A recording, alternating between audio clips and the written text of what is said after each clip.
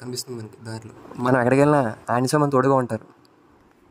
జై శ్రీరామ్. వచ్చేసాం మన జగన్మోహిని కేశవ స్వామి ఆలయానికి.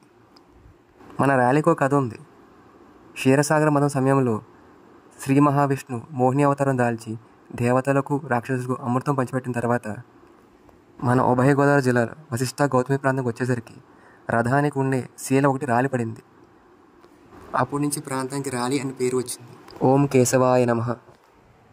ఇక్కడ శ్రీ మహావిష్ణు ఎదరు నుంచి వస్తే కేశవ స్వామి గాను వెనక భాగంలో మోహిని అవతారంలో మనకు దర్శనమిస్తారు. స్వామివారి పాదాల నుండి గంగా నది ప్రవహిస్తూ ఉంటుంది. ఈ ఆలయంలో ఏ ఆలయంలో లేని విధంగా అంతరాలయ దర్శనం ఉంటుంది.